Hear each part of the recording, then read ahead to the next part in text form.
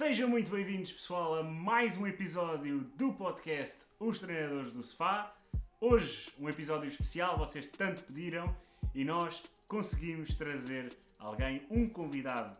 Hoje, o Rafael Pacheco. Seja muito bem-vindo ao nosso podcast e esperemos hoje poder ter aqui uma grande conversa sobre vários temas da atualidade, da carreira do Rafael e também sobre o livro que ele escreveu do Roger Ball, especificamente sobre o futebol de Roger Schmidt no Benfica.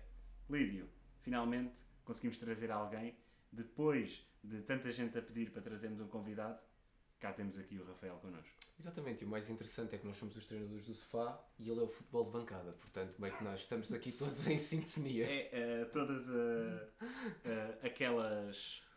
aquelas pessoas que mandam piropos, é o treinador do sofá, é o treinador de bancada, nós conseguimos juntar o melhor dos dois mundos e vamos estar aqui durante algum tempo a discutir futebol. Agora, se percebemos alguma coisa disto, isso as pessoas lá vão decidir no final. Bem, Rafael, seja muito bem-vindo aqui mais uma vez, então, ao podcast. Como é que estás? Está tudo bem contigo? Está tudo bem. Olhem, antes de mais, muito obrigado pelo convite. Tal como eu também faço um bocado disto, sinto-me de certa forma privilegiado por ter sido convidado e sempre que é para falar um bocadinho de futebol, acho que estou disponível. Privilegiado, já viste? Alguém a dizer que é privilegiado por estar aqui connosco. Bem, é sem dúvida... Eu vou chorar.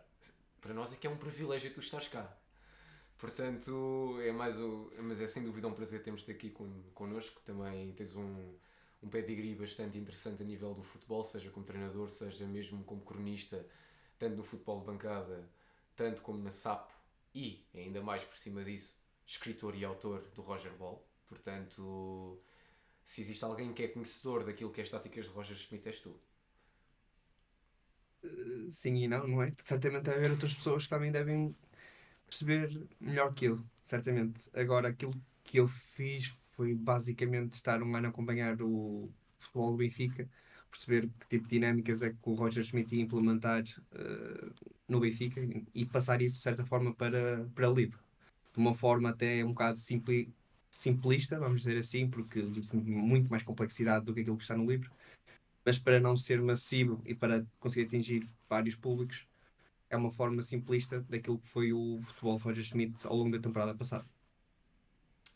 Não podias ter descrito da melhor forma aquilo que o Roger Schmidt conseguiu fazer com o Benfica, sem dúvida.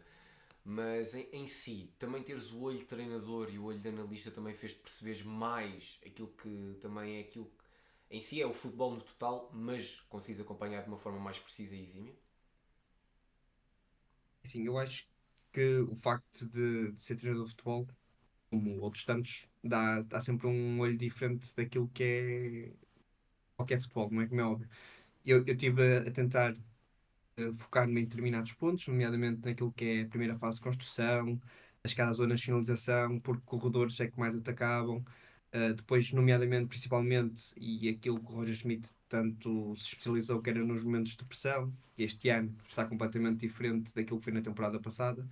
Então andam um bocado muito à volta disso, também um bocado nas bolas paradas, mas sobretudo, e principalmente aquilo que eu queria focar era a primeira fase de construção, a pressão e perceber aquilo que ele ia acrescentar ao futebol português. Li o livro numa forma muito na desportiva, comecei na forma desportiva, não sabia o que é que aquilo ia dar. Eu lembro que ele chegou a Lisboa e eu disse, epá, há aqui uma boa ideia de livro, é um treinador novo de um país diferente, raramente chega cá um estrangeiro, pode ser aqui uma boa ideia para explorar.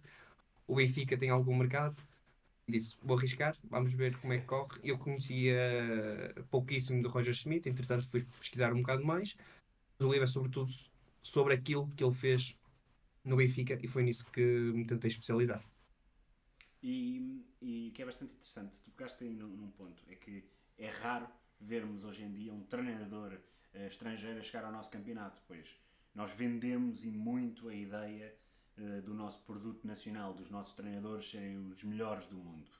Algo que não está longe da verdade, temos treinadores absolutamente incríveis um pouco por todo o mundo, mas se há uma escola de treinadores que eu de facto admiro é a escola alemã, com a sua característica do tal Gegenpress, que nós tanto falamos, e que Roger Schmidt parece que veio revolucionar o futebol do Benfica e o futebol em Portugal, mas isto parece que Portugal, com essa ideia de manter o produto nacional, acabou por adormecer para aquilo que é o conhecimento que vem de fora. E não sei se concordas com isso. Eu acho que há várias metodologias e várias formas até de ver futebol. Nós cá em Portugal estamos muito enraizados na periodização tática, somos extremamente estrategas, acho eu. Enquanto que Roger Schmidt é muito do contrário disso, que é, olha muito para aquilo que é a sua equipa e até, por vezes, e é algo onde é muito criticado, esquece olhar para aquilo que é o adversário. Depois, acho que estás consigo algumas ideias que eu acho que realmente podem, não digo revolucionar, mas digo que podem acrescentar ao futebol português. Nomeadamente no que diz respeito à pressão. Acho que realmente o que vocês falam, o gegenpressing, é realmente diferente daquilo que se calhar já tínhamos visto. Depois traz consigo também o futebol vertical, Uhum. um bocado diferente daquilo que vai ser nesta época. Lá está, a primeira época é totalmente diferente daquilo que está a ser esta segunda, pelo menos na minha opinião. Não em termos de resultados, mas em termos de futebol jogado. Um, Nomeadamente no que diz respeito então ao futebol vertical, acho que o Roger Schmidt conseguiu acrescentar muito no Benfica e muito no futebol português. Era uma equipa extremamente agressiva, principalmente até janeiro da temporada passada. Um futebol muito vertical, com constantes movimentos de ruptura, seja do Gonçalo Ramos, seja do Grimaldo, que foi principalmente um jogador que se conseguiu diferenciar com o Roger Schmidt, principalmente porque estava em constantes movimentos de ruptura em corredor lateral. Acho que aquilo que diferenciou o Roger Schmidt cá em Portugal, ou que fez ter sucesso, para além da evidente qualidade individual que tinha consigo, foi realmente essa verticalidade que conseguiu colocar no jogo do Benfica e que muitas vezes não foi vantajosa ao longo da época, porque fazia também acumular algum cansaço, também consequência da pouca rotatividade do plantel. E eu acho que isso é uma das maiores críticas que até se tem ao futebol do Roger Schmidt, acho que em si, e pelo menos neste caso, eu próprio acabo por ser um pouco crítico, é mesmo a falta de rotatividade no plantel. Que ele às vezes acaba por utilizar. Esta temporada não, mas no geral tem sido um treinador que pouco mexe na equipa. Eu penso que esta temporada é também fruto do problema criado pelas lesões e por algum planeamento menos conseguido por parte do Benfica no que toca ao mercado de verão. Mas penso que a rotatividade imposta por Roger Schmidt também vem aliado àquilo que é a falta de opções. Portanto, Cox lesionou-se, Bal lesionou-se, Bernal lesionou-se, Jurasek lesionou-se. Ou seja, não havia uma equipa base para poder construir aquilo que construiu na época passada, porque se formos ver, até janeiro, como tu disseste, o Benfica apresentou um futebol muito consistente. Mas também eu não me lembro de ver, ou não me lembro de uma lesão que tenha durado se calhar mais do que 1 ou 2 semanas. É verdade, há o problema das lesões esta temporada, mas também o plantel acaba por ser diferente. Tudo bem que são só algumas entradas ou algumas saídas, vamos dizer assim, mas faz a diferença. Eu já comentei muito isto, mas o Di Maria é claramente faz muita diferença naquilo que é o jogo do Benfica, porque a pressão acaba com o Di Maria, ou melhor, não acaba, mas é totalmente diferente. Depois não existe Gonçalo Ramos, e parece que não, era um dos jogadores que melhor pressionava na equipa. Não existe Grimaldo, que dá o critério, que dá aquela chegada ao último terço com cruzamento, que dá a bola parada, que dá tudo e mais alguma coisa. E portanto, na minha opinião, e apesar do Benfica se ter reforçado muito bem neste mercado, não no de janeiro, mas até mesmo no de verão, eu acho que o Benfica se reforçou bem, mas acho que é um Benfica totalmente diferente por causa das características de alguns jogadores. Primeiro, o Bale lesionou-se muito cedo na época e o Austin teve que andar ali a adaptar. Andava ali a variar do lateral esquerdo para lateral direito, como sabemos. Onde ele mais se destacou foi enquanto ala esquerda, acho eu. Pelo menos no Benfica. Depois temos o Morato, que não tem chegado ao último terço. Ou pelo menos tem pouca chegada ao último terço, tem pouco cruzamento. Como é óbvio, não é um jogador. É um jogador que se sente mais confortável a defender do que a atacar. Uhum. E depois temos o Di Maria que impossibilita o Benfica de pressionar de determinada forma. Pelo menos se quer jogar àquele ritmo durante 90 minutos, o que já não conseguiu fazer na temporada passada o Benfica, a partir de certo momento da época, porque haveria já algum desgaste por parte dos jogadores e o Roger Schmidt chegou ali uma altura até inclusive que trocou o modo como estava a pressionar. Em consequência também disso, porque a equipa não conseguia acompanhar o ritmo. Sim, sem dúvida, eu concordo com aquilo que tu disseste. Eu acho que o Benfica mexeu bastante dentro do mercado, seja no verão, seja agora de janeiro, mas também, como nós costumamos aqui sempre dizer dentro do podcast, é o Benfica acaba por ter quase um plantel até Z. É o Benfica A e até chega quase às vezes a ser o Benfica Z em certos escalões. Também com os rumores todos que o Benfica acaba por ser associado, que também depois acaba por tornar um pouco complicado na construção de uma equipa, porque se nós formos a ver, e eu acho que não sei se vocês concordam na minha opinião, eu pelo menos na altura senti isso, que a contratação do Arthur Cabral inicialmente não seria a melhor para o sistema do Roger Schmidt. Até porque é um jogador um pouco diferente do que aquilo que era o que o Gonçalo Ramos fazia, como tu estavas a falar mesmo do próprio Gonçalo Ramos. É um jogador que eu acho que na tática do Roger Schmidt dava muito à equipa, conseguia descer muito no campo, trazer a bola para a frente, dar libertar por si só os extremos, os seus colegas de equipa. E Arthur Cabral, já mesmo num ponto de vista de scouting, não tinha essas qualidades, nem no Basileia, nem na Fiorentina. É um jogador diferente, sem dúvida. É um jogador muito mais associativo, se calhar, do que Gonçalo Ramos. Ou melhor, não é um jogador tão associativo, mas é um jogador que precisa mais de associação do que o Gonçalo Ramos. Enquanto que o Ramos procurava muita profundidade, movimentos para dar espaço aos colegas, o Arthur Cabral é um jogador mais de ocupar um determinado espaço, sabe jogar bem de costas e precisa de colegas que estejam perto dele para se conseguir associar. O Gonçalo Ramos, acho que é um bocadinho diferente, sim. Mais perto do Tankstead, como as pessoas falam. Sim, acho que o Gonçalo Ramos não precisa tanto de estar associado a outros porque ele faz o trabalho, ele está ali a desbravar mato, está a correr, a cansar os defesas, a pressão, a busca da verticalidade, vir atrás buscar jogo, vir atrás defender, coisa que se nós pedirmos ao Arthur Cabral vai ser sempre muito mais complicado. No entanto, a evolução do Arthur Cabral neste último mês e meio, para dentro do sistema do Roger Schmidt e a própria evolução do sistema do Roger Schmidt para acomodar Arthur Cabral também produziu alguns resultados. Ainda ontem, na altura que estamos a gravar, ontem, o Benfica bateu o Estrela e o Arthur Cabral foi o melhor em campo. Um pouco porque já se começa a adaptar melhor ao sistema e o próprio sistema começa-se a adaptar melhor ao Arthur. Aliás, em 2 bolas que o Benfica teve de perigo na primeira parte, consecutivas, foram 2 bolas do Di Maria a encontrar os espaços que o Rafael falou, que o Arthur melhor consegue explorar, que é precisamente na cara do guarda-redes, já dentro da grande área. Mas isso eu até acho que o ponta de lança que enquadra-se mais no sistema ou mais no papel que era o Gonçalo Ramos, foi um jogador que também demorou bastante tempo a adaptar-se, também custou muito dinheiro, que foi Kasper Tengstedt. É um jogador que também acaba por vir mais abaixo mesmo para buscar jogo e nota-se mesmo essa dinâmica que tem dentro de campo. Claramente que não é um Gonçalo Ramos, mas vai chegar mais perto do que aquilo que era o papel do Gonçalo Ramos no Benfica. Mas o problema é que o papel do Gonçalo Ramos tinha que ser acompanhado por aquilo que é a equipa. Exato. E por isso é que o Benfica funcionou tão mal no início da época, porque tu não tinhas uma equipa junta a defender. O Benfica tentava praticar o mesmo futebol que a temporada passada com diferentes jogadores, com jogadores de diferentes características, e era por isso que muitas vezes não funcionava. É impossível tu teres um futebol constantemente vertical quando tens um Di Maria em jogo. É impossível. Tens que ter muito mais posse. Tens que saber controlar muito mais o jogo para estar muito menos vezes desequilibrado. O Benfica, o ano passado conseguia ter essa verticalidade, este ano não vai conseguir ter. Pelo menos sem jogadores como Gonçalo Ramos ou, naquele caso, João Mário, a pressionar daquele lado, mas vocês perceberam. Com a inclusão de Di Maria é diferente. Tem de ser diferente.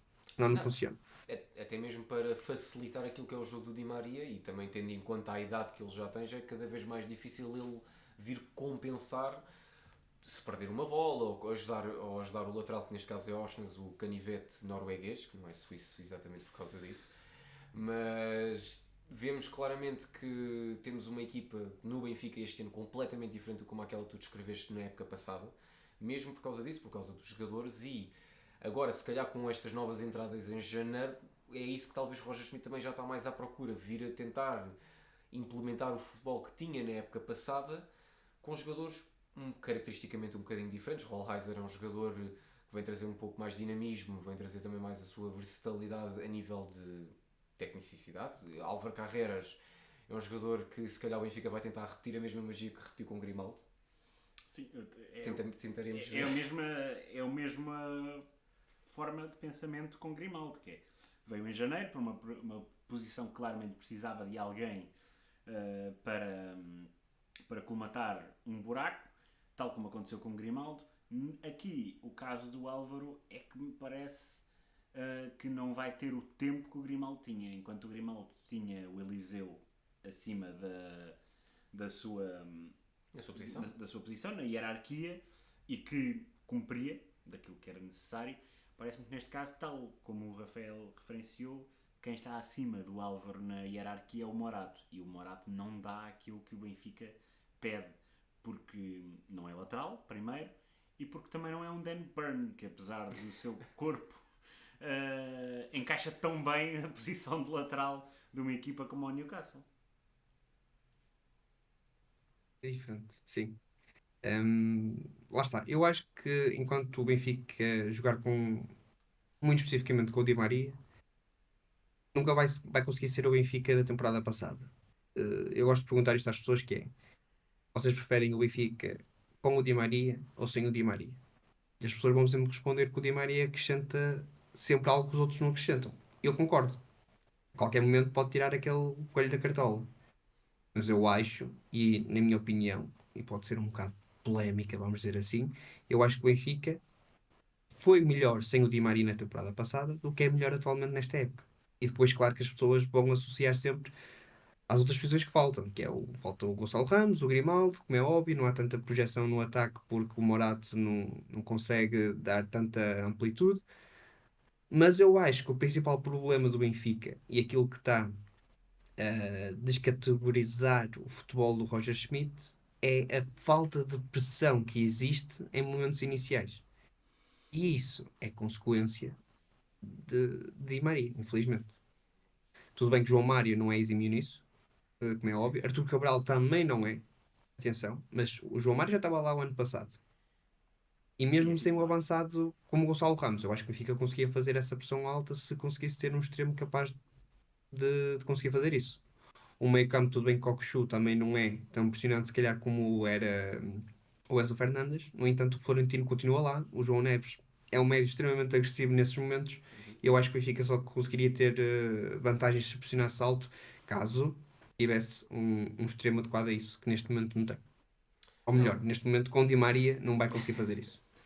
não, exato, e aquilo que nós acabamos por ver dentro da tática do Benfica no ano passado para este ano foi mesmo obrigatório mudar por completo a abordagem ao jogo, porque estar a tentar montar um puzzle mas com peças diferentes nunca vai ser exatamente a mesma coisa, e o Roger Schmidt teve que aprender, se calhar com os maus resultados e também com o Benfica não estar Foi a à força. foi mesmo à força, teve que aprender à força, mesmo muita contestação já por parte dos adeptos e os jogadores a não conseguirem adaptar-se àquilo que é o futebol do Roger Schmidt esta temporada. Perde jogadores fulcrais, vem o Di Maria, e como tu disseste, a maior parte das pessoas vão dizer que preferem o Di Maria, mas eu sou de acordo com a tua opinião, também é um pouco polémica. Eu acho que o Benfica no ano passado tinha mais união na época inteira, conseguiam todos defender e todos compreendiam, foi por isso também a boa campanha que acabou por ter na Champions e mesmo no campeonato, deu para perceber que a equipa estava em uníssono. A realidade é que, vindo para esta temporada, também houve muitas mudanças a nível do plantel e o Roger Schmidt teve mesmo, como tu disseste, de aprender à força para conseguir pôr a equipa a funcionar de uma forma em que não fosse só boa de ver-se a jogar, mas que também garantisse Eficaz. resultados. Eficaz é uma palavra muito forte para falar deste Benfica, porque ainda, ainda hoje vi um post do Goal Point a avisar a explicar que o Benfica é das equipas com o pior aproveitamento do campeonato, e isso E isso contrasta com aquilo que é o aproveitamento do Sporting, que está em claro sobre-rendimento a nível de aproveitamento, e o Benfica está em sub-rendimento a nível de aproveitamento, coisa que também não ajuda para a campanha do Benfica. Mas como tu disseste, lá está, o Di Maria é um jogador claramente diferente daquilo que era Neres, daquilo que era Auschwitz, ou que é Auschwitz, e que é até o próprio João Mário, que não é exímio na pressão, mas que na equipa do Benfica do ano passado conseguiu encaixar perfeitamente naquilo que era o papel que o Roger Schmidt pedia. Claro que o Parem, Benfica... o David Neres, desculpa interromper, Tio. O David Neres tem um momento da época que não está alucinado e é suplente. É o Orsens e o João Mário que jogam. Sim. Por alguma razão não foi por acaso, porque toda a gente conhece a criatividade de David Neres. Agora, para o modelo de Roger Schmidt, a pressão que ele quer ou que queria exercer, fazia mais sentido jogarem os outros dois. Por isso é que eu acho que o Di Maria é contra a natura o modelo de jogo de Roger Schmidt. No Sim. entanto, eu acho que o Di Maria foi um dos meus jogadores da sua geração. Da sua geração, desta última década. Sou um fã autêntico daquilo que é enquanto jogador. No entanto, se eu fosse treinador, ou, se eu fosse treinador não, mas se eu fosse Roger Schmidt, não era o primeiro jogador que eu pensaria para o meu modelo de jogo. Não, principalmente nesta fase da carreira. Sim, e como tu mesmo dizes, um, o, o Neres também não é exímio no papel, atenção, mas até porque ele saiu da equipa, mas é a disponibilidade física, como já disseste, o Di Maria tem 35 anos, já não tem a capacidade para aguentar 90 minutos em pressão constante, já mal aguenta os 90 minutos, e nós vemos, aguenta 90 minutos em campo sem estar em pressão constante, quanto mais em pressão constante. O fator Di Maria é o fator coelho da cartola, como ontem não estava a fazer um bom jogo, mas é a partir dele que nascem os 3 primeiros golos e ainda a outra ocasião antes do primeiro golo que Artur Cabral desperdiça na cara do guarda-redes, não consegue rematar, mas é a partir do Di Maria que nascem os 3 primeiros golos, e se calhar só não é o quarto porque já não estava em campo, porque acaba por ser Existe uma uma dependência. Exatamente, é exatamente isso. Existe uma dependência de Di Maria. Mas, no entanto, por exemplo, na altura, vamos falar do Barcelona, quando o Messi lá estava, existia uma dependência do Messi, mas era a mesma coisa que o Messi, vamos imaginar que o Messi vinha para o Benfica, era menos um jogador a defender, Sim. correto? Isso estraga logo, não é? Estraga ou não, dependendo da perspectiva, mas em termos de modelo de jogo, dificulta logo a vida aos restantes jogadores porque tem que compensar com aquilo que o outro jogador não defende. É o que se passa com o Di Maria. Se é melhor ou pior, pronto, aqui é uma questão que acaba sempre por ser de opinião. Se não quisermos ver números nem eficácia, na minha opinião, eu acho que o Benfica jogava melhor na temporada passada e não tem nada a ver com classificações, tem a ver com futebol praticado. Eu acho que o Benfica era uma melhor equipa na temporada passada, apesar de não ter, por exemplo, um Turbino na baliza. É, só por si só é Exato. uma Exato. mais-valia que eu continuo a achar que ainda é muito pouco discutida nesta época do Benfica. Como E, sabemos, ele é discutido, sabemos que existiu um upgrade gigantesco, só que eu acho que as pessoas não estão a dar ainda o devido valor ao Turbine e aquilo que ele tem feito ao longo da época e a quantidade de vezes que tem dado pontos ao Benfica. Nós sabemos que o Benfica muitas vezes goleia, ou por 2 ou 3 de vantagem, mas não conseguimos ver a quantidade de vezes que o Turbine consegue assegurar uma vantagem ou um empate ou até um agravamento de uma desvantagem. E isso é algo que as pessoas têm que ver um bocado mais porque realmente tem tido um papel diferenciador comparado com o Black Dimos na temporada passada. Mas repito, o Benfica na temporada passada para mim era a melhor equipa do que esta época. não, e tu estás a falar da dependência que uma equipa pode ter com um jogador. Barcelona com o Messi acho que é o alvo mais gritante, se calhar nestes últimos 10 anos, 20 anos em si. Mas nós também podemos olhar mesmo para o nosso próprio caso na seleção portuguesa com Cristiano Ronaldo, que é uma seleção que em si joga de uma forma mais unida sem o Cristiano, e isto não é tirar o valor que o Cristiano tem dentro da seleção nacional e que teve durante tanto tempo a jogar pela seleção das esquinas. No entanto, já se viu, por exemplo, na goleada frente ao Luxemburgo, e quando muitas pessoas diziam mas o Luxemburgo não é uma equipa tão forte. Não, era o melhor Luxemburgo de sempre, para todos os efeitos, e o Benfica não. Portugal conseguiu ridicularizar o melhor Luxemburgo de todos os tempos. Que estava a disputar Não, um acesso. estava em terceiro lugar. Sim, Estava em terceiro lugar. a disputar o acesso. E não sei se não conseguiram ir ao playoff. Já não me lembro. Mas isto tudo só mesmo para dizer que eu acho que a dependência de um jogador só, às vezes pode. É como tu disseste, o Benfica na época passada não tinha tanto essa dependência. Eu jogava mais entre todos, o que também tornava o futebol tão agradável. E como tu também falaste, um upgrade gigantesco que é Trubin, um jogador que já claramente era um jogador muito importante no Shakhtar Donetsk. Ele que é o sucessor de Piatov, um grande guarda-redes ucraniano, uma grande lenda. Sim, eu gosto sempre de dizer o Piatov porque lembro muito do Piatov a Tu jogar. gostas muito de dizer que é o grande sucessor do Piatov, várias vezes. Porque é o grande. Aliás, tanto também como com qualidade. Portanto, eu não estou muito longe naquilo que eu estou a dizer. E em si, ter vindo para o Benfica foi praticamente um achado, porque podia ter ido para outros palcos. O Trubin tem uma qualidade enorme, estive mesmo associado ao Inter Milão. Acabou por não ir para o Inter Milão, mas também não creio que vá ficar no Benfica durante muito tempo. Eu em relação também ao acho que não. Turbine, eu em relação ao Turbine, é curioso que tenhas puxado esse assunto porque ainda ontem estive a discutir com uma amiga minha que dizia que ele tem que melhorar. Eu assim, pois tem, mas isso todos têm. Mas acho que não estamos a dar o valor ao trabalho que ele tem feito, até mesmo no golo do Estrela da Amadora, ele já faz muito, tendo em conta os erros sucessivos que a defesa comete. O Auschwitz é inexistente no lance, o António é passivo, o Otamendi tem uma má abordagem, o Morato não fecha nem reage à primeira defesa, nem o João Neves reage bem à primeira defesa, portanto acaba por ser uma sucessão de erros e depois aponta-se para o facto do Trubin ter sofrido a bola entre as pernas quando ele teve que se recompor. E nós estamos a olhar para uma pessoa com 2 metros de altura, não é fácil recompor-se com a agilidade, se calhar que outros, que até o mesmo o Vlaco Dimos com 1,90m tinha, e porque era um guarda-redes com uma composição física completamente diferente daquela que é a Turbine. E isso é importante frisar que Turbine tem sido o salvador da pátria para o Benfica, porque a quantidade de golos que ele já evitou, golos cantados que no ano passado tinham sido golo, tanto a exibição, acho que a primeira grande exibição é a exibição que nós relatamos em Milão, em que o Benfica perde por 1-0 por milagre de São Turbine, porque se não fosse o Turbine tinha perdido por 4, 5, 6-0 à vontade. E eu posso dizer que quando vejo o Benfica a jogar, comparado ao ano passado e aos anos anteriores, eu sentia que, ok, este lance vai dar gol.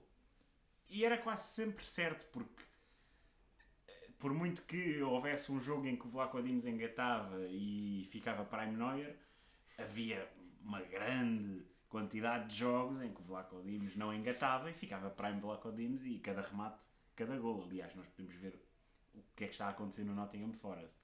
Em relação ao Turbine, eu sinto que cada vez que as equipas estão a atacar, sinto-me confortável, embora a defesa não esteja na melhor forma, nem o António nem o Otamendi estão ao nível da época passada, está lá o Turbine e à partida vai sair um coelho da cartola com uma defesa incrível ou com uma mancha bem feita, ou pelo menos uma tentativa de evitar o gol. E acho que isso é muito importante frisares isso. É isso. O Turbine acrescenta muita saída. Tem muita saída dos postos e muito boa saída, aquilo que o Vlaco Dimos não tinha. Tem mais jogo aéreo. E tem uma coisa que este ano o Benfica não se consegue tanto ver, que é o jogo de pés. O Benfica, se quiser começar a construir, consegue perfeitamente com o Turbine. E o ano passado com o Vlaco Dimos não é que seja impossível, mas é uma diferença muito grande. Podes olhar Eu acho que se o para Turbine o jogo tivesse na equipe. Benfica-Ajax na Luz, em que o primeiro gol do Ajax nasce numa tentativa de saída de bola com o Vlaco Dimos. E foi um aspecto que até o Grego foi melhorando ao longo dos anos. Notou-se que melhorou. Mas nunca na vida está perto daquilo que é o jogo de pés do Turbine. Eu nem quero imaginar, por exemplo, a qualidade do futebol que o Benfica poderia ter apresentado na temporada passada se o Turbine tivesse sido o guarda-redes do Benfica. Realmente tudo estava bem feito. A máquina estava bem oleada, mas quando chegava a bola ao guarda-redes, sentia-se que não se conseguia manter a posse, porque eventualmente, pronto, iria ser cometido um erro, ou a bola iria ser despejada para a frente, sem critério muitas vezes. Portanto, acho que foi o melhor upgrade do Benfica nesta temporada. Eh, Todas as restantes posições pode haver uma vantagem qualitativa individual. Uhum. No entanto, coletivamente, acho que mais nada conseguiram acrescentar comparativamente à temporada passada. Não, e exatamente, eu acho que o ponto que tu referiste agora é mesmo muita qualidade individual e consegue-se perceber isso. Quase qualquer jogador do Benfica hoje em dia consegue tirar um coelho da cartola e pôr em todo o lado, uma bola cola em todo o lado, ou fintar um jogador, seja quem for, consegue desempenhar essa função bem, mas ainda falta muita química à equipa. Apesar de agora ser uma série vitoriosa, acaba por sempre faltar aqui um pouco, às vezes, a química que tínhamos no ano passado. Tínhamos, não, o Benfica tinha no ano passado. E é isso que consegue-se entender muito bem. Outra equipa que está a ter um salto qualitativo muito grande e não se aparentava nada era o Sporting, pela entrada de um jogador que tem tido muito valor, ao contrário daquilo que tu falas, Trubin. Gyökeres tem sido um jogador incrível dentro do Sporting e nota-se isso por causa do futebol que o Sporting tem praticado. Mas mais uma vez nota-se que tem um bocado ali a dependência do Gyökeres, que é aquilo que nós estamos a falar de ser a dependência do jogador também. O Gyökeres para mim neste momento acho que é o melhor jogador do campeonato. Não há muitas dúvidas em relação a isso, não é? Não, Eh, zero o que dúvidas em fal- relação. o que falam, o que falam sobre ele é quase tudo verdade. A dependência do Sporting sobre o Gyökeres também pode ser um problema para a próxima temporada, caso saia. Uhum. Mas é fenomenal. É fenomenal no ataque à profundidade, na quantidade de vezes que vai ao corredor buscar a bola, no processo defensivo, evidentemente na qualidade de finalização, na associação com os seus colegas. Está a mostrar-se. Nunca na vida esperaria que chegasse aqui com tanto sucesso e conseguisse ser tão facilmente o melhor jogador da liga. E atenção, porque temos bons jogadores Uhum. Sim, sim. eh, este ano a mostrar-se muito bem. E, no entanto, eu acho que ainda muito longe do nível de Gyökeres. Temos um Evan Nilsson num momento de forma muito interessante. Muito interessante. Vamos ver como é que ele continua este momento sem lesões. Temos um Rafa, que muitas pessoas podem criticar na finalização, mas eu continuo a dizer que é um dos melhores jogadores do campeonato, mas facilmente.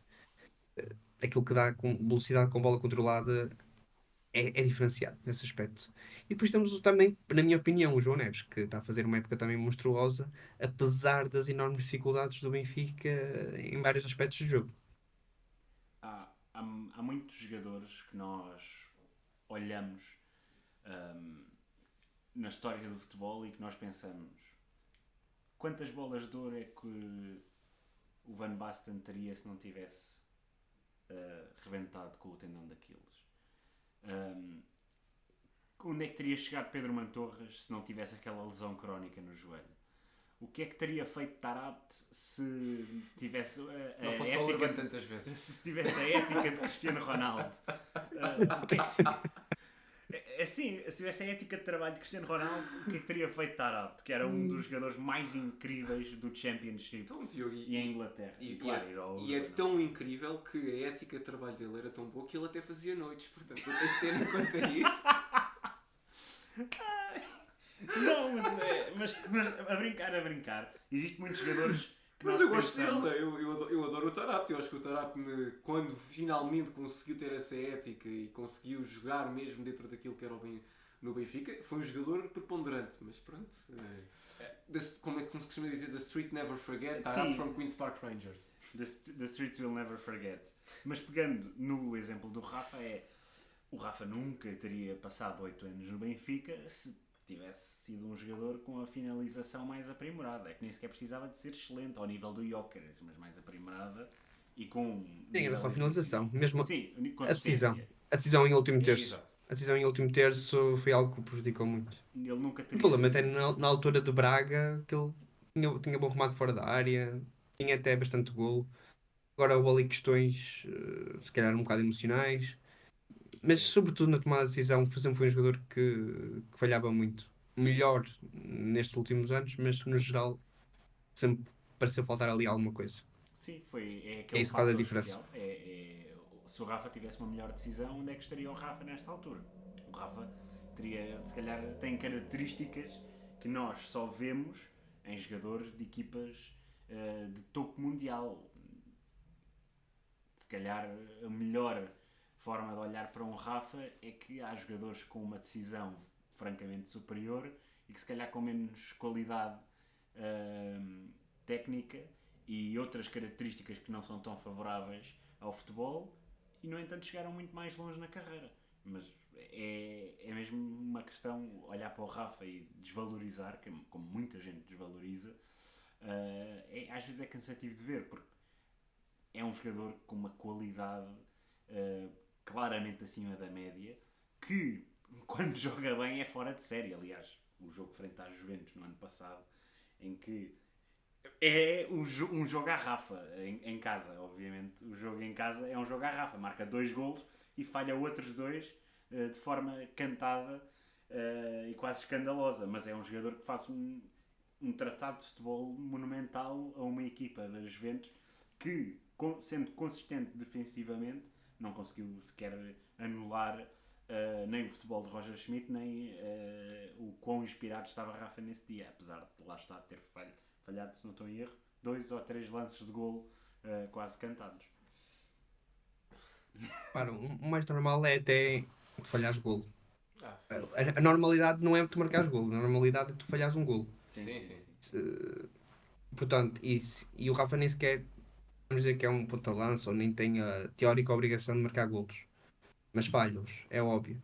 No entanto, o que eu acho que pesa também sobre ele ainda não ter saído do Benfica é o facto da idade também. Demorou a impor-se Sim. como um titular absoluto no Benfica e depois, como é óbvio, se ele tivesse estas características que tem, se ele jogasse aquilo que joga e tivesse, por exemplo, 23 ou 24 anos, não tenho a menor dúvida que ele ia ser vendido muito facilmente. Agora, assim, quando já tem, se não estou em erro, cerca de 30, Tem 30. começa a ser menos apelativo e os clubes têm isso em atenção, como é óbvio.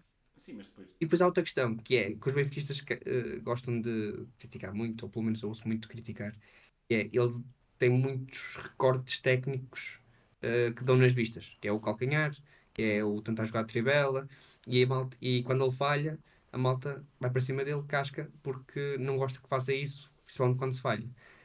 Agora tu falaste aí num jogo muito importante, que é da Juventus, e ele marca de calcanhar. Pois marca. Não ouvi ninguém a criticar. Esse jogo é aquele jogo em que as pessoas querem criticar o Rafa porque o Benfica podia ter ganho por 7-3 às Juventus, ou mais, neste caso, se o Benfica tivesse feito mais golos, duvido que a Juventus sequer chegasse aos 3 golos, podia ter ganho por 7 ou 8-1 às Juventus, porque o Rafa falhou golos escandalosos. Mas o que é certo é que não dava para criticar nesse dia, porque é golos de calcanhar, foi fintas, foi jogadas que ele participa, foi uma velocidade estonteante, fez tudo aquilo que podia ter feito. E de facto aí tens razão. Eu não vi ninguém criticar o Rafa por ter feito um gol de calcanhar desta vez. Mas, por exemplo, frente ao Sporting este ano já estava toda a gente pronta para cair em cima, porque ele falha escandalosamente o remate de calcanhar que o Tengsted por acaso estava lá para encostar. Não, e nós também quando olhamos mesmo para jogadores fulcrais na equipa, Rafa agora está a ser um jogador muito mais fulcral dentro da equipa e nós também temos a fase do Rafa, tem uma época estrondosa, depois se calhar na outra época já não vai render tanto e acho que aquilo que tu falaste há pouco tem mesmo a ver com às vezes pode ter mesmo com um fator emocional, a pressão psicológica pode ser muito grande mesmo para ele conseguir atingir o outro patamar e está tudo ok com isso. Nós temos milhões de jogadores que se calhar tinham essa qualidade e não conseguem porque não têm um melhor acompanhamento para conseguirem atingir esse potencial todo que têm. E nós já vimos mesmo muito dentro do futebol, não, também claramente não é, no caso do Rafa, claro. O Rafa está num nível, mesmo estando no Benfica, está num nível bastante bom, uma equipa que luta por competições europeias e luta por grandes competições, mas já tivemos jogadores que se calhar o nível emocional não estava tanto lá, que impediu-lhes que chegassem ainda a níveis maiores na carreira. E acho que o exemplo, apesar de estar a fazer uma grande época, é mesmo o Bruma no Braga. É um jogador que se calhar se tivesse tido um melhor controle ou uma melhor decisão de carreira e outra gente, se calhar tinha chegado muito mais longe na carreira do que está hoje em dia. Apesar do Braga estar a praticar um grande futebol e tem um projeto muito interessante também. Sim, também o Bruma é um caso, mas o Bruma para mim vem ligado ao agente. Não só agente. Acho que aquela não renovação com o Sporting tão cedo na carreira. Um pouco como nós podemos ver agora Diego Moreira e Chernobyl, a saída do Benfica foi claramente um passo em falso na carreira e não podem sequer tentar passar essa ideia de que não, mas eles agora são equipas que até dão algumas oportunidades a jovens e eles podem crescer. Foram passos completamente em falso na carreira, sem qualquer tipo de noção. E a mesma coisa sucedeu com Bruma. Na minha opinião, Bruma, quando sai do Sporting, forçado por uma birra, obviamente, do agente, que, curiosamente, está ligado a outros jogadores que saíram de clubes por causa de birras do agente e de pontos de vista diferentes, vamos pôr entre muitas aspas, o Bruma acaba por ser magoado por essa péssima gestão de carreira que é feita nos bastidores. Mas também está aliado a muito problema psicológico e a falta de acompanhamento nesse sentido.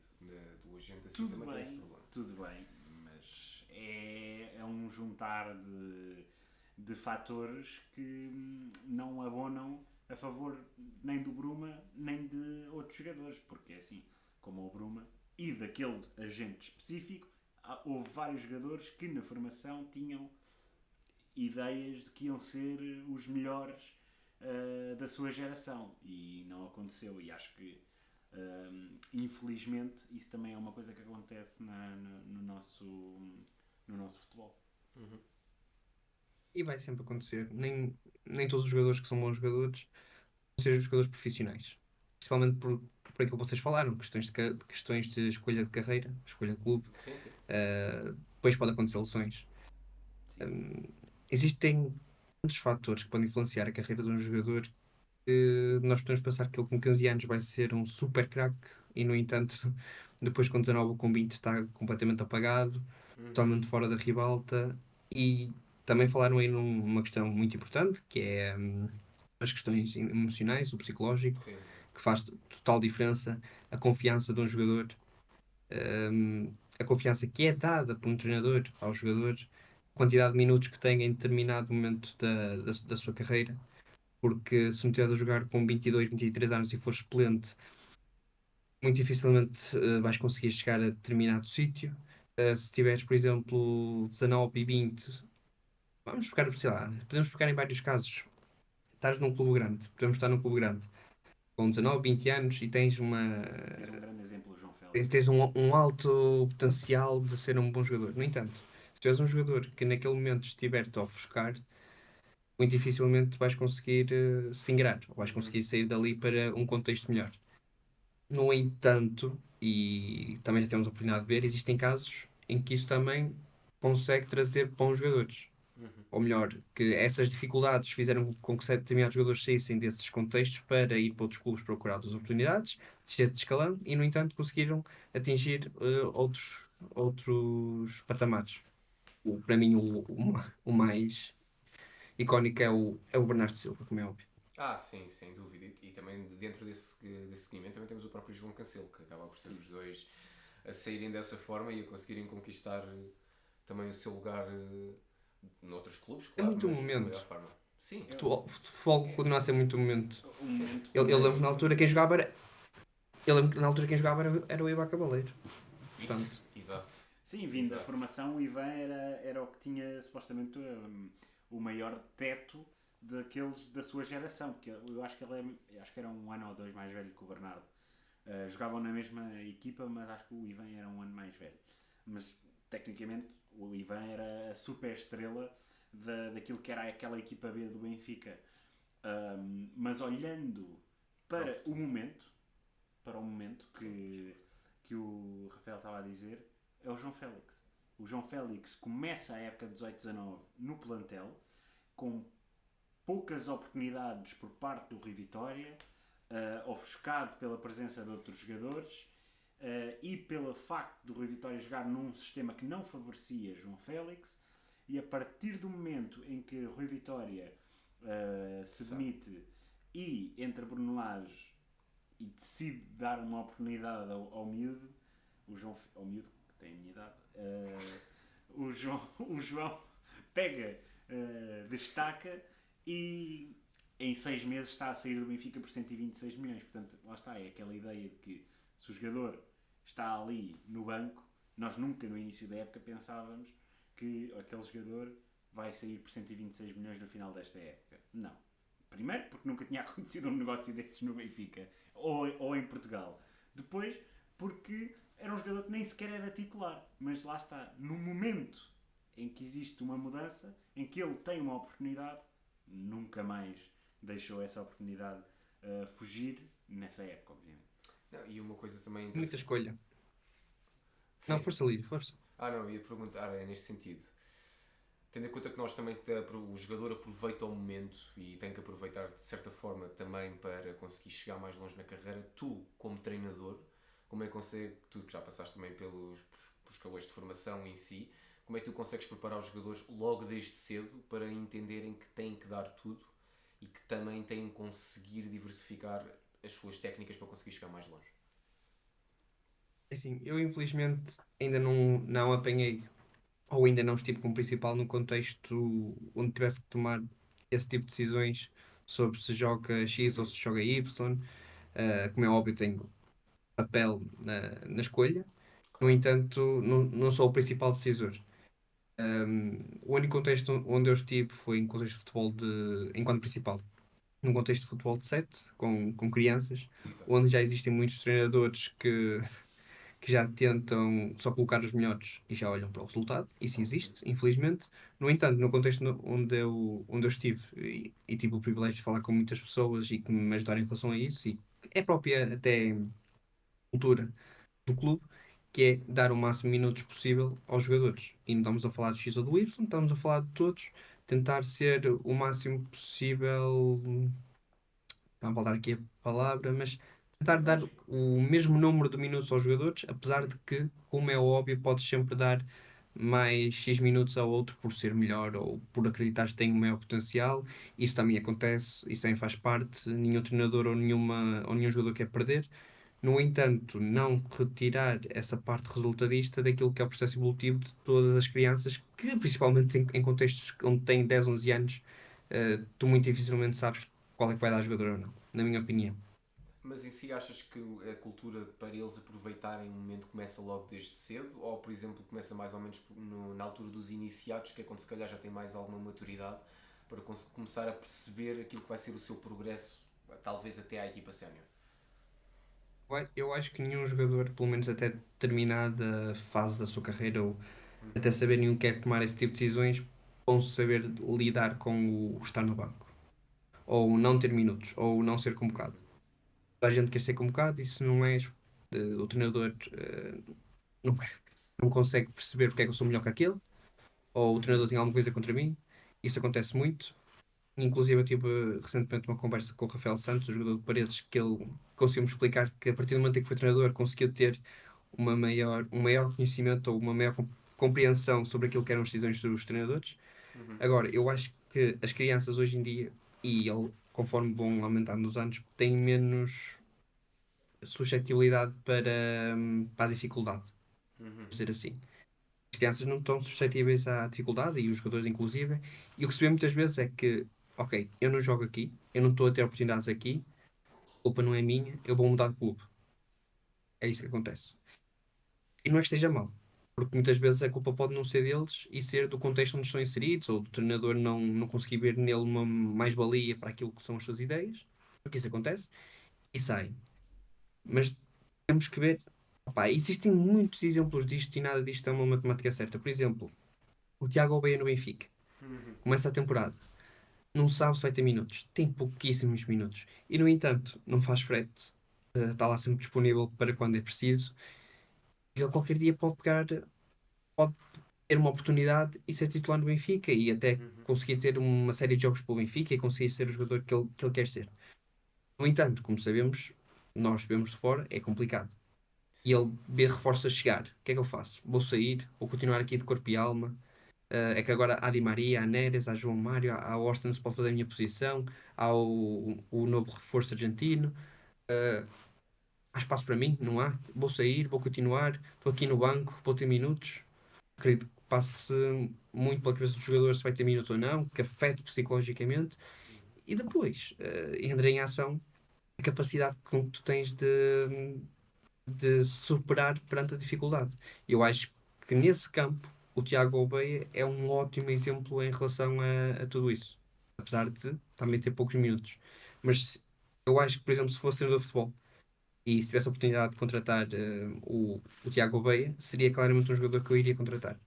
Por causa do espírito que ele tem dentro de si. Não, e isso é interessante o que tu pegaste e também só para, como tu disseste, que normalmente até no caso de no escalão muito mais jovem, neste caso até são mesmo já crianças, quando não funcionam, acabam por ir para outro clube. Como tal como tu estavas a falar há bocado, a nível do momento, há jogadores que saem mesmo dos clubes para ir à procura das oportunidades e é interessante que isso já começa desde jovens. Olha, se não estou a funcionar no Paredes, então se calhar vou para o Rio Ave. Não sei a distância entre um e o outro, portanto, não, caso a gasolina e o gasóleo seja muito caro. Não é assim tão longe. É um bocado diferente. Ok. Pronto, foi simplesmente para dar aqui um exemplo. Pronto. Se fosse aqui mais do nosso lado, eu já sabia mais ou menos a distância. Não está a funcionar no Costa, vou para a Trafaria. Não. Isso nunca na vida iria acontecer. Pode acontecer para magoar o clube anterior. Sim, exatamente. Mas não, isso nunca aconteceria na vida. Estamos a falar de rivais de morte. Exato. Não, mas hoje em dia o que ensina um pouco às crianças, e até porque não há esse tempo também da nossa parte, é a resiliência. Sim. O dizer, opá, esforça-te, de- continua a trabalhar, vais conseguir. Não existe isso porque também os próprios pais não te incentivam a isso. Não. Há muita pressão por parte da casa, há muito, ok, não jogas aqui, estás mal aqui, estás infeliz, não há problema, vais para um sítio onde vais ser feliz, vais jogar. Ok?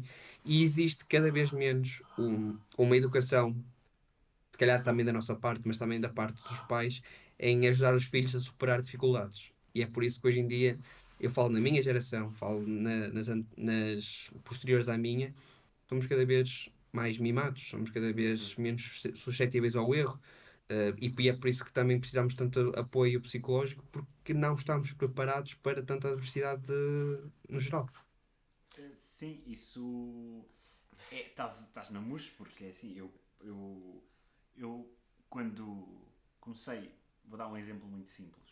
Vou dar dois exemplos do meu caso, que de facto concordo completamente que isto tem que vir de casa, essa parte da resiliência, de trabalhar para melhorar e chegar mais longe. Quando comecei a jogar PlayStation, o meu pai ganhava-me sempre. Ainda hoje falámos sobre isso. O meu pai ganhava-me sempre. E eu fazia birra porque não conseguia ganhar e ele ganha sempre e não sei o quê, não sei o que mais. O que é que o meu pai diz? Não, eu não te vou deixar ganhar, tu tens que aprender a jogar. Uns anos mais tarde, não muito tempo depois, quem ganhava já era eu. Porque comecei a focar-me e a jogar não sei o quê. Quando eu fui fazer o meu exame de cinto laranja para cinto verde, eu passei, mas com um fraco. Quer dizer, hoje em dia não passava de cinto, passava, mas ficava com uma barra. Mas tens de contabilizar que é Karaté. Tu Sim, não falaste Karaté antes disso e podia ter sido qualquer arte marcial. Eu faço Karaté e quando fiz de cinto laranja para verde, se não estou em erro, passei, mas Kari, ou seja, fraco. E o meu pai e os meus pais disseram, mas já viste, aqui à frente destas pessoas, tu tiveste um fraco. O teu mestre deu-te um fraco. Tu tens que... Queres continuar aqui ou queres sair? Porque se tu estás aqui para passar com os pouquinhos, que não estás aqui para te esforçar, não estás aqui para mostrar que és bom, não vale a pena.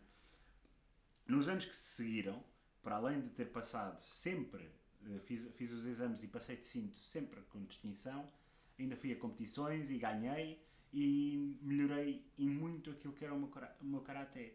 Mas numa arte marcial em que requer disciplina, requer esforço, que é uma das máximas do karaté, requer muita atenção, houve sempre esse fomentar de resiliência, de superar as adversidades. Tu agora não te correu bem, tiveste mal. Porquê é que tiveste mal? Tens que dar a volta. E parece-me que quando os miúdos vão jogar futebol, e ficam mais tempo no banco, parece que os pais estão mais preocupados em dizer não, tu és muito melhor que aquele. Não, o treinador é que não percebe nada disto. O treinador que tem não sei quantos cursos e gasta rios de dinheiro em ter cursos de dinheiro, Curso de dinheiro era curso de interessante. treinador de Curso de dinheiro era futebol, interessante. que entende mais de futebol que qualquer um de nós, que percebe muito mais como trabalhar com crianças do que nós. Nós, vou dizer nós pais, mas obviamente não sou pai, mas os pais as pessoas que estão por fora e que vão para a bancada e insultar os outros e falar mal, que isto acontece N vezes, até no Karaté, que é uma arte marcial de respeito e isso tudo, vê-se. Eu acho que é interessante tu estás a falar nisso no sentido dos teus pais apoiarem-te e dizerem-te tens mesmo que seguir, vai ser melhor. No meu caso não, no meu caso os meus pais disseram tu não, pronto, estás aqui simplesmente para jogar. E nem tentaram que eu fosse melhor, porque eu não era melhor. No futebol, Mas isso também tem uma parte importante, que é dizer diverte-te. Estás aqui, vais jogar à bola, diverte-te. Queres ser jogador de futebol? Aplica-te. Não tens qualidade para isso. Diverte-te, estás cá para jogar. Não tens qualidade. Mas Ser comentador. Há jogadores. Há Há jogadores, há miúdos que vão jogar e os pais fazem na cabeça como se eles fossem o próximo Lionel Messi. E acho que tu tens essa noção de que existe esses três tipos de pai, que é os que diverte, que é és o próximo Lionel Messi e os outros não percebem nada disso, e depois é aquele que a educação não existe. Ou então dizes ao teu filho... A educação, ou seja... Sim, exato. Só sabes dar pau, és o próximo Bruno Alves. Prontos, que também dava. Ou no caso de Ponta de Leste, és o próximo Oscar Cardoso, porque também não funcionava. Mas pronto, isto não é sobre mim, claramente, nem dos meus traumas de infância com futebol. Mas pronto, agora isto... Estás a lançar o Rafael com histórias e com o teu trauma. Queres, depois deitas-te aqui no sofá. Estou a gostar. Eu sento-me ali na cadeira, tu deitas-te no sofá e começas a falar sobre os teus traumas. Sim, tá começo a bem? falar sobre os tempos que eu passei dentro do Trafaria, infelizmente também. Felizmente, infelizmente, entre aspas. No Costa, que nem... Parecias o Tiago Gouveia, que jogava no Sporting e disse à mãe, um dia vou jogar aqui e não é como adversário. E estava a apontar para os Não, eu não era como o Tiago Gouveia, porque eu fui chumbado em todos os clubes que fiz teste. Portanto, não haveria forma de ser como o Tiago Gouveia. Mas aí sim, a nível de ti, Rafael, como treinador, quais é que era o teu top 3 de ligas que gostavas de treinar? Mesmo por gosto ou mesmo por desafio? Por exemplo, podes gostar de treinar só na Europa ou qualquer das formas, podes ir para a Liga, podes ir para o Brasileirão, não é? Pode ser a nível de desafio também. Se um dia eu chegasse a esse patamar, Vai se, chegar, se, se, se, Vamos acreditar. como é a Primeira Liga Portuguesa, Primeira Liga Espanhola e Premier League. Ok, um top 3 assim interessante. Eu sei que o Lídio adoraria ir para a Alemanha. Não, logo. Era o primeiro bilhete de avião que eu apanhava. Obviamente. Olhando Os para... impostos são parecidos na Espanha, mas se estivesse nesse patamar, acho que não fazia muita diferença quanto ganhava. Sim. É essa a mentalidade. Quando chegamos à Liga Espanhola ou à Premier League, acho que não interessa muito quanto é que se paga de impostos, porque o que acaba por ser líquido é ridículo comparado com qualquer outra liga. Eu agora não vou treinar o Barcelona porque vou pagar 40% sobre o meu salário de 20 milhões ao ano. Pouca coisa. Tipo, vou só aqui estar tranquilo na minha mansão em Cascais ou algo do género.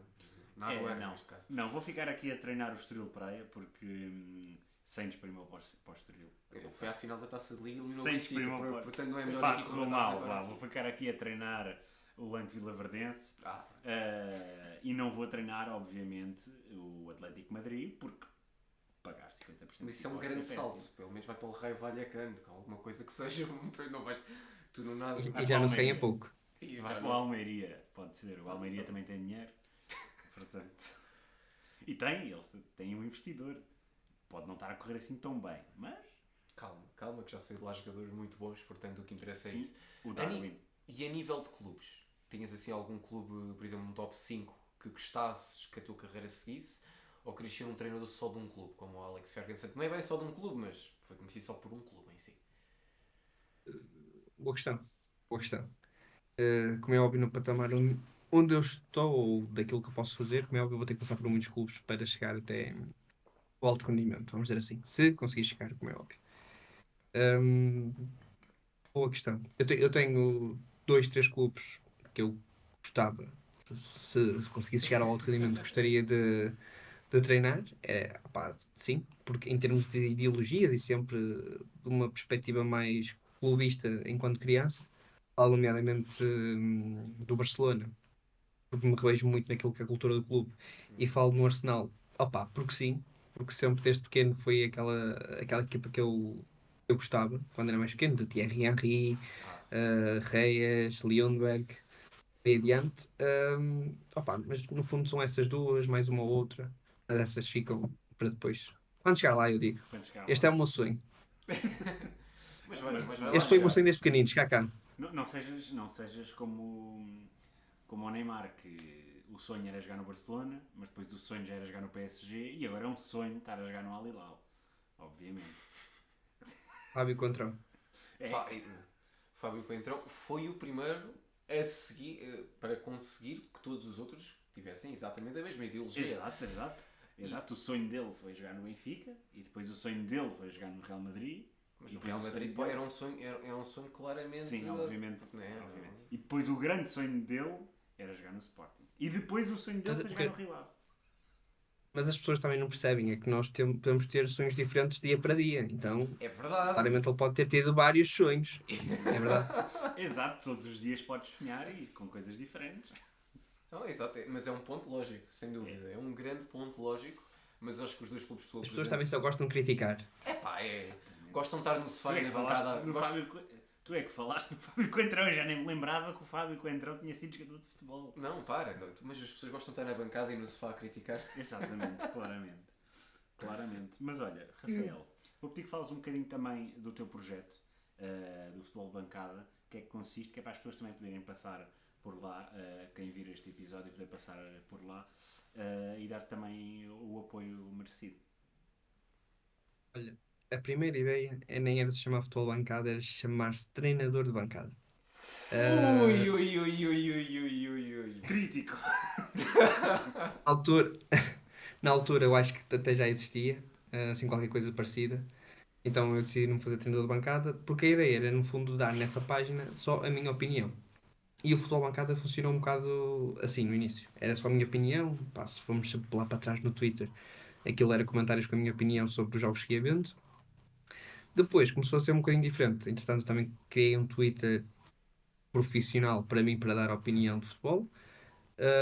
E funcionei como futebol bancada como um local de notícias barra artigos, mais focado em artigos do que propriamente notícias, porque notícias de futebol há em mil e uma plataformas. Também queria distinguir-me um bocado dessas plataformas. Então, no fundo, o futebol bancada, aquilo que eu vejo atualmente é que é um sítio para tu conseguires dar opinião, sobretudo opinião, e dar também, no fundo, aquilo que é a tua visão do jogo, também um bocado interligando para o canal do YouTube, onde falo com vários intervenientes do jogo, nomeadamente treinadores, jogadores, diretores esportivos, jornalistas. No fundo é dar as várias opiniões. Começaram com malta da bancada, no meu caso, malta da bancada, daí o futebol de bancada, e é que também cada vez mais malta de dentro das quatro linhas e opa, eu gosto de juntar os dois mundos.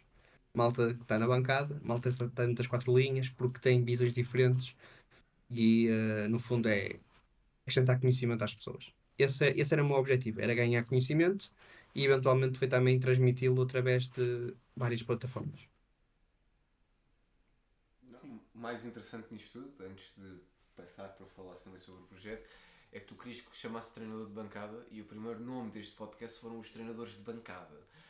Portanto, é interessante ver como é que o destino nos trouxe até agora, até este momento. Nós Para sabermos estávamos a criar o podcast e a pensar, os treinadores de bancada, e fomos ao YouTube e encontramos qualquer coisa com treinador de bancada. E pensámos, ok, não pode ser, tem que ser de outra forma. Mas isto também era para fazer a sinergia com a música que eu tenho, que o refrão era os treinadores de bancada. Portanto, pronto, tivemos que mudar tudo, tive que eu produzir uma música nova para ser o nosso intro, portanto, meio que... Sim. Pronto, acontece, não Isto tem... parece que estamos ligados. Estamos ligados. essa por uma conexão. já me tinha esquecido. Não, e também para dizer que o teu projeto é um projeto sem dúvida refrescante, também consegues ter várias opiniões, seja a falar lá de fora, seja a falar cá dentro. Eu próprio também já escrevi, também estou dentro do projeto neste sentido, e acho extremamente interessante ver também a forma como tu consegues não só aproveitar para falar com vários intervenientes, mas também consegues dar o palco a outras pessoas para escrever e também demonstrar a sua opinião e demonstrar a amplitude daquilo que quer analisar isso tudo, porque é exatamente isso que se precisa dentro desta área, é oportunidades e palcos para que as pessoas também consigam brilhar, ou se não for para brilhar, que seja pelo menos para expor a opinião e conseguir chegar mais longe. Sem dúvida que eu acho que o futebol bancada está a correr bastante bem, e o céu é o limite, e se tu queres chegar ao Barcelona e ao Arsenal, não acho que é um se, é um vai acontecer, seja em qual for a capacidade.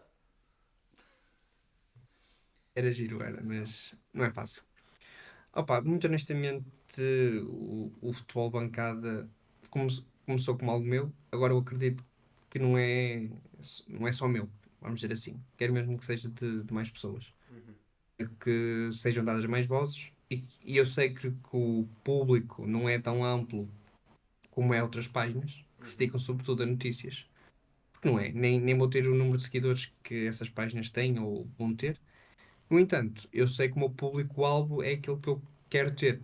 Exato. É aquele que se interessa por futebol, que está mais ligado ao jogo, que está mais interessado naquilo que para mim é mais o futebol do que aquilo que outras pessoas veem como uma polémica. Pronto, não é que nós não possamos jogar com isso, com o ser mais polémico ou não. No entanto, não é o ponto. Não quero que seja o ponto. Nunca quis. E é por isso que também defino sempre, geralmente, quando falo com alguém para escrever para o futebol bancada, não falem de arbitragem. Não falem. Isso é conteúdo mais que gasto. Toda a gente faz isso. Não é a cultura que eu gosto de ver, não é a cultura que eu quero passar. E isso é excelente.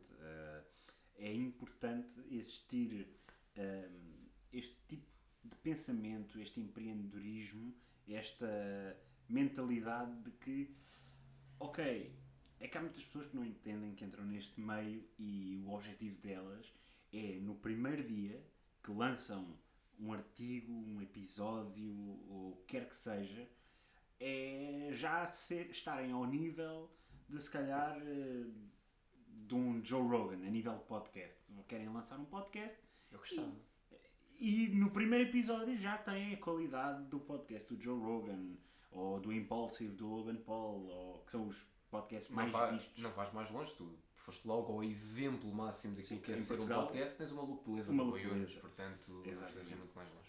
E no teu caso, tu disseste aí uma coisa importante, que é, eu sei que não vou ter, se calhar, a mesma visibilidade, os mesmos seguidores que outras páginas que se focam em notícias, e aposto que estamos aqui a falar de páginas que eu também sigo, no X ou no Twitter, que têm imensos seguidores e que se focam em notícias. Portanto, obviamente que vai ser diferente. Isto é importante haver esta mentalidade dos pés bem assentes na terra e o querer fazer diferente. Porque a fórmula, nós sabemos que está lá, que é, se nós estivéssemos aqui os três a falar sobre arbitragem durante, neste momento estamos com 1 hora e qualquer coisa de gravação, se estivéssemos aqui os três a falar de arbitragem, de certeza que íamos ter imensa gente a vir aqui ver, que, aí é bem, estes é que estão a falar bem, já viste, a malhar no homem do apito. Insultarmos um bocadinho a arbitragem. Exato, e depois o mais giro era se cada um tivesse o seu clube e tivesse a defender o seu clube Exatamente. acirrimamente, sem qualquer tipo de coerência. Víamos 3 lances iguais para as 3 equipas que defendemos e cada lance tem a sua própria interpretação, porque depende da lente com que nós estamos a ver, se ela é vermelha, azul ou verde. Claro. Obviamente. E aquilo que acaba por ser também, e dá para perceber aquilo como tu disseste, é um projeto que não só tenta passar aquilo que é tudo que é o futebol nacional, internacional, e tens mesmo as tuas próprias análises, o que é sempre bom para alguém ganhar experiência dentro dessa área, porque muito dificilmente, e hoje em dia acho que nós os três conseguimos perceber, o jornalismo em Portugal especificamente é uma área que está muito complicada por todas as notícias que acontecem, que não precisamos especificar aqui, não é? mas no entanto é um mundo cada vez com mais dificuldade de entrada, mas já nem é só a entrada, é a longevidade dentro da carreira. Portanto, ter estas plataformas, conseguirmos ter também, fazer estas, conseguir dar oportunidades às pessoas, eu acho que aquilo que estás a fazer, não só no empreendedorismo, mas também no projeto e depois tudo aquilo que tu tens, seja ser treinador, seja ser autor e escritor, acho que isso é fantástico e sem dúvida o futuro é muito brilhante.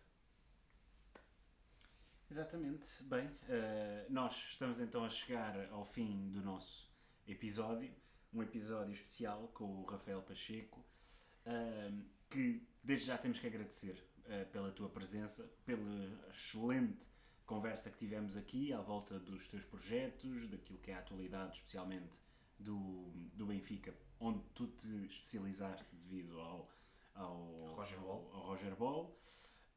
O teu projeto de futebol bancada, incrível, com uma grande mentalidade e com de certeza um grande futuro.